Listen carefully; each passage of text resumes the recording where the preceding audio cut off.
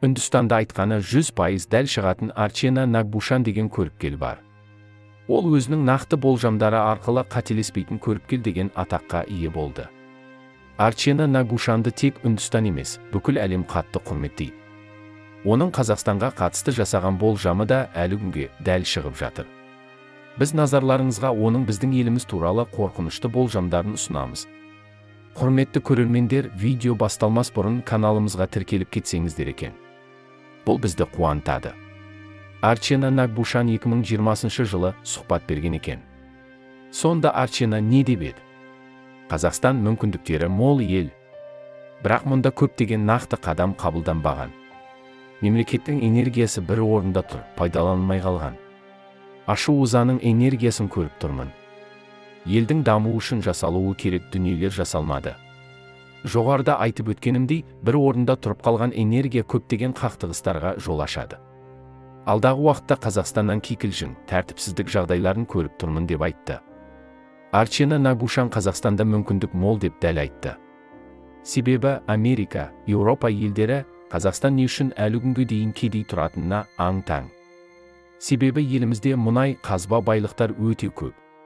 Егер Қазақстан осы байлықты елдің дамуы үшін жұмсағанда, Қазақстан Корея, Жапония, Малайзия секілді өркениетті елге айналар еді. Біз өзіміз телефон, компьютер, автокөлік өндіріп, шетелге сатар еді.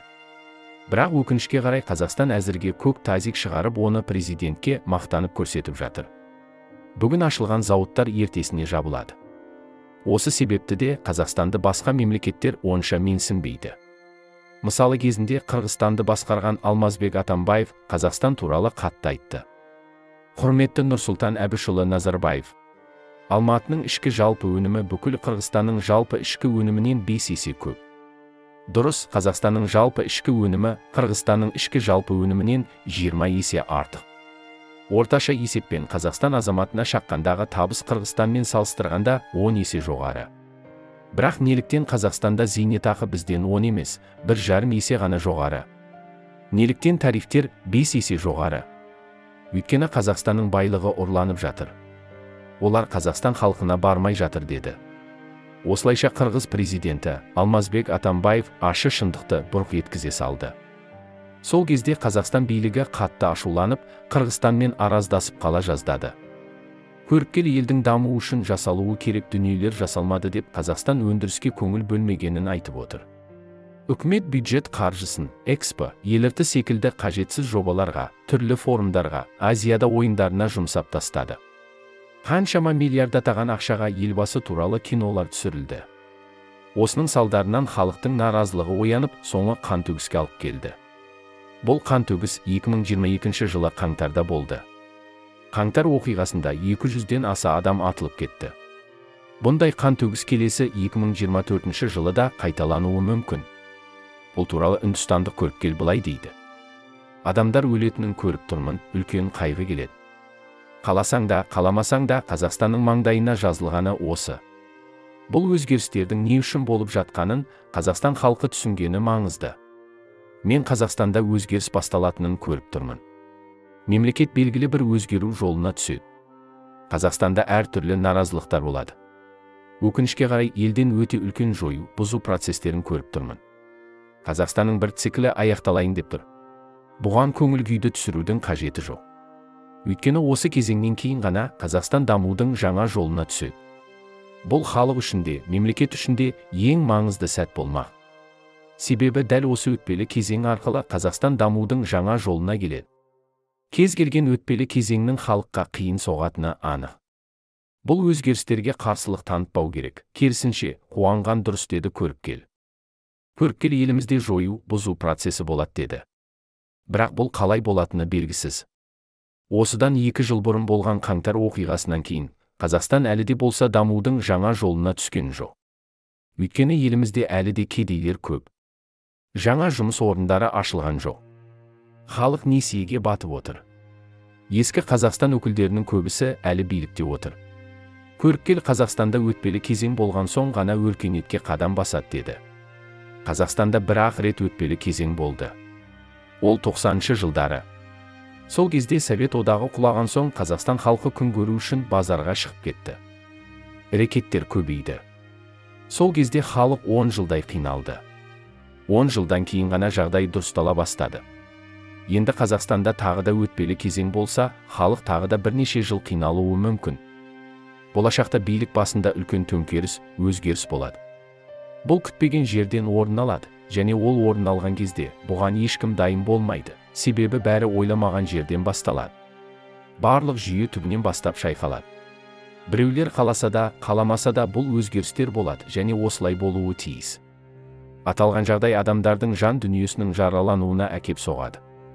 Олар өздерін соғыс алаңында жүргендей сезінетін болады.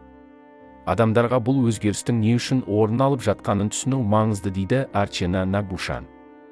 Еске сала кетейік, қаңтар оқиғасы да ойламаған жерден басталып еді. Бастапқы кезде Батыс Қазақстанда халық көтеріліп, газдың бағасының түсуін талап етті. Оның соңы Алматыдағы атыс қалып келді. 2024 жылы да күтпеген жерден төңкеріс болуы мүмкін. Бірақ көріпкел төңкеріс алдымен билік басында болады, дейді. Яғни ірі кландар президенттікке таласуы әбден мүмкін. Әзірге Тоқаев Қазақстанды абыроймен басқарып жатыр. 2 жыл бұрын билікті тартып алмақ болған Кәрім Мәсімов отанға опасыздық жасады деген айыппен сотталып кетті. Бірақ сонда да халық сақ болу керек. Ешкімге арандап қалмағаны аса маңызды. Себебі Қазақстанға көз тігіп отырған жауыздар көп. Солтүстіктен Ресей тісін қайрап отыруы әбден мүмкін. Өйткені ресейлік депутаттар Украинаны басып алған соң Қазақстанға ауыз саламыз деп бірнеше рет айтты. Тіпті олар Қазақстан деген мемлекет болмаған, оны Назарбаев құрды деді. Бұны Ресей президенті Путиннің өзі айтты. Сонымен қатар Қазақстанда түрлі теріс діни ағымдар көбейіп барады. Олар жастардың санасын улап, қыздарымызды қара киіндіріп, зомбиге айналдырып жатыр. Олар намаз оқымайтын ата-анасына жекіп, оларды ұруға дейін барады. Оларға өздерінен басқасының бәрі кәпір сияқты. Көбіне тек араб тілінде сөйлейді. Кезінде Өзбекстан президент Ислам Каримов осындай теріс діни ағым мүшелерінің бәрін Өзбекстанға кіргізбей, кіріп кеткендерін оңдырмай қуып шықты.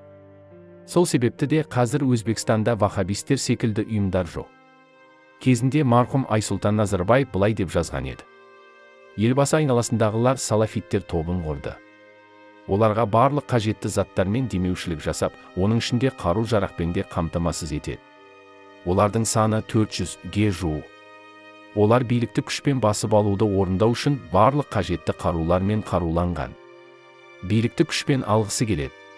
Олар ормандар мен тауларда жасырынуда, деді президенттің жиені. Кейіннен Айсұлтан Назарбаев өмірден өтті. Бір қызығы, оның айтқандарының көбісі тура шықты. Ол көптеген шындықтарды білді. Ал Қазақстандағы болған қаңтар оқиғасында алдын ала білді. Қазақстандағы төңкеріс әрекетінің артында ақш-тың арнайы қызметтері тұр. Атап айтқанда ЦРУ, олар салафиттер мен радикалды ағымдардың исламистерін қолданады. Барлығы діни немесе ұлтшылдық негізде басталады. Басты міндет Ресейді қоршап, оны бейтараптандыру үшін Ресейдің мұрнының астына тәртіпсіздіктер орнату болды, деп жазды.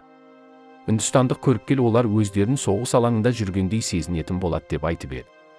Яғни Қазақстанда қиын жағдай болуы әбден мүмкін. Дәл қазір Қазақстанды белгілі бір коммерциялық бизнес құрылымдар билеп төстеп отыр екен. Бүкіл Қазақстан соларға жұмыс істеп тұр деуге болады. Халықтың өз мүддесі үшін күресінен гөрі, әлгі бизнес құрылымдардың өз мүдделері үшін күресі мықтырақ екенін көріп тұрмын. Бірақ алдағы уақытта Қазақстанда қан төгіліп, қақтығыс болып, бір қирататын, талқандататын оқиғалар болатынын көріп тұрмын. Үлкен толқу күтіп тұр екен. Басқа елдермен де шексетінін көріп тұрмын. Халық қатты абыржып, бір дүрбелең болады.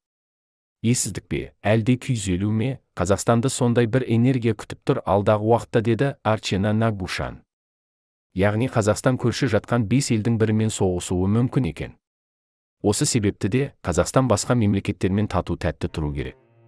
Сонымен қатар Қазақстанды ірі бизнес құрылымдар басқарып жатқанын дәл тапты.